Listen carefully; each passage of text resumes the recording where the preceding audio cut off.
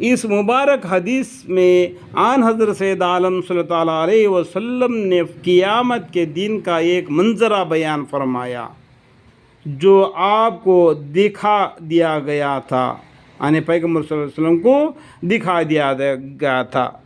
तो आपको मालूम है कि शब महराज में पैगम्बर सल्लल्लाहु अलैहि वसल्लम दो जगह और जन्नत को देखे। अल्लाह के पास सब कुछ मंदर्ज है, कौन जन्नत में जाता है, कौन दोज़ख में जाता है। वो अपने गैब से हमारे पैगम्बर सल्लल्लाहु अलैहि वसल्लम को दिखाए होंगे तो और बात है, हम कह नहीं सकते कि, क्योंकि हमको तो मालूम है कि हमारे पैगम्बर सल्लल्लाहु अलैहि वसल्लम ने शब महराज में जन्नत और दोज़ख को देखे है क्या नहीं।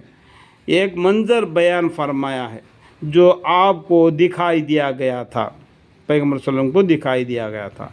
इस हदीस पाक से जहाँ यह मालूम हुआ कि मालदारों को जन्नत में जाने में देर लगेगी, वह यह भी मालूम हुआ कि तंग दस्ती और तंगी वाले 500 वर्ष मालदारों से पहले जन्नत में जाएंगे।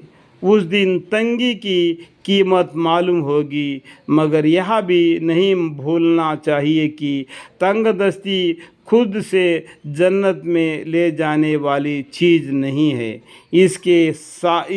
इसके साथ नेक अमल भी होनी चाहिए। देखो, अभी ये नहीं समझना मैं गरीब होऊंगा तो मैं मालदार से आधा दिन यानी 500 वर्ष पहले पहुंच जाऊंगा। गरीबी को आड़े नहीं रख लेना। कहने का मतलब मैं गरीब आदमी हूँ, मैं पैसे वाले से पहले जन्नत में जाऊंगा, ऐसा ख्याल नहीं रखना। गरीबी तो गरीबी है, उसका हिसाब उसका है। अमीरी तो अमीरी है, उसका हिसाब उसका है। लेकिन नेकी की बात है, जो पैसे वाला नेकी कमाया होगा तो वो भी जन्नत में जाएगा, जो गरीब आदमी नेकी कमाया होगा तो वो भी जन्नत में जाएगा। लेकिन उसको पैसा ज़्यादा होने के वजह से उसे हिसाब देने के लिए इतना दिन लगेगा। समझ गए होंगे। अभी तंगी वाले 500 वर्ष मालदारों से पहले जन्नत में जाएंगे। उस दिन तंगी का कीमत मालूम होगी। मगर यह भी नहीं भूलना चाहिए कि तंगदस्ती खुद से जन्नत में ले जाने वाली चीज़ नहीं है।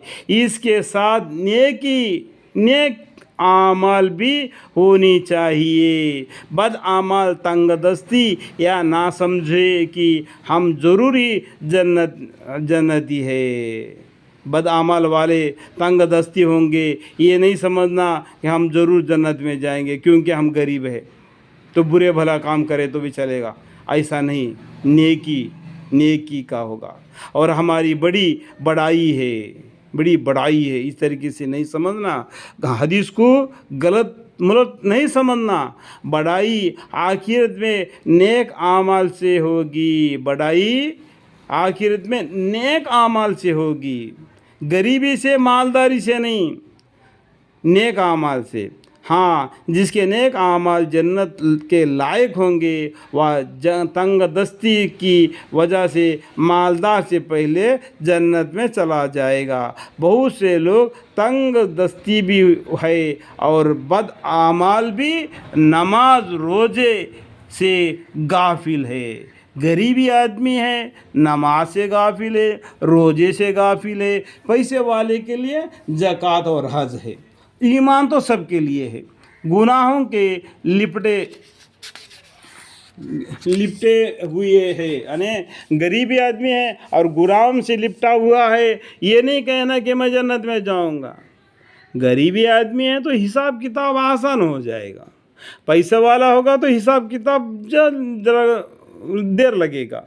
लेकिन नेकी का मतलब है, पैसे वाला नेकी होगा तो वो भी जन्नत में जाएगा, गरीब आदमी नेकी होगा तो वो भी जन्नत में जाएगा। ऐसे लोग सख्त नुकसान में है और दोनों जगह की बदनसीबी है। नसीबी के लिए दुनिया गुजर रहे हैं। दुनिया में गरीबी है और नेकी ना होने की वजह से जन्नत से भी दूर है।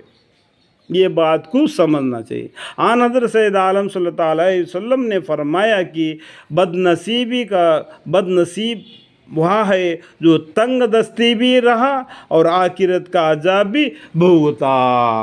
क़यामत के दिन आखिरत में अजाब भी भुगता। अल्लाहुम्मा अग़फ़िर ली।